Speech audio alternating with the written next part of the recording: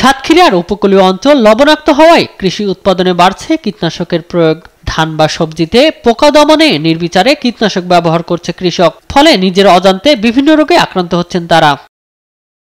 কীটনাশক বিক্রিতে নেই কোনো বাধ্যবাধকতা, ব্যবহারে সঠিক ধারণা না থাকায় নিয়মিত প্রয়োগ করে যাচ্ছে কীটনাশক। এতে ক্ষতির মুখে পড়ছে কৃষক থেকে শুরু করে ভোক্তা পর্যায়ে সবাই। আমরা হয়তো গিয়ে বলি আমাদের এই সবজিতে এই পোকা লেগেছে, দোকানে গিয়ে বলি বিজনেসটিকে এবার আমাদের এই পোকা লেগেছে, আমরা কি দেব?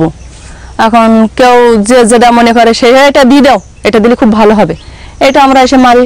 আমাদের তো হাতে মোজা পরি নে, চোখে চশমা দেই নে, যেভাবে আমরা হাতটা দিয়ে ঘুলিয়ে এসে মারে বসে থাকি। এইবার আমাদের লোমের গোড়ায় পশমের গোড়ায় যখন এই বিষগুলো ধারণ করে তখন তো আমাদের হাত পা জ্বালা শুরু হয়ে যায়।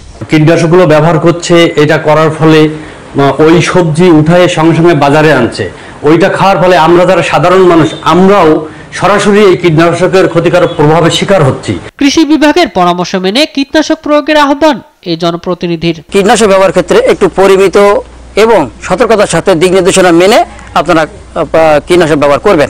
অনিরাপদ খাদ্যের কারণে ক্যান্সার রোগী বাড়ছে। রাসায়নিক ও কীটনাশক সার সীমিত না করলে মৃত্যু ঝুঁকি আরো বাড়বে বলে জানান এই চিকিৎসক। যে সমস্ত কারণে ক্যান্সার হয় তার মধ্যে অবশ্যই কীটনাশকের যত্রতত্র ব্যবহার একটা কারণ, এবং আমার পরামর্শ থাকবে যে একটা সমন্বিত একটা মানে পদক্ষেপ গ্রহণ করা, যাতে জনসচেতনতা সৃষ্টি করা যায়। শ্যামনগরের উপজেলা কৃষি কর্মকর্তা বলেন, না জেনে কীটনাশক ব্যবহার ভয়াবহ ঝুঁকির কারণ। 24 ঘন্টা অনলাইনে কৃষি সেবা চালু রয়েছে। কীটনাশক ব্যবহারে কৃষকদের সতর্ক থাকার কথা বলেন এই উপজেলা কৃষি কর্মকর্তা।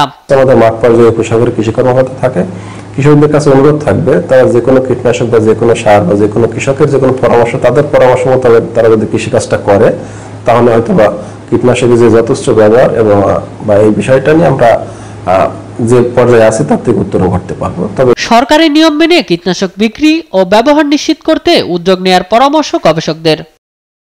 শামীম হোসেন, নিউজ ডেস্ক, দেশ টিভি।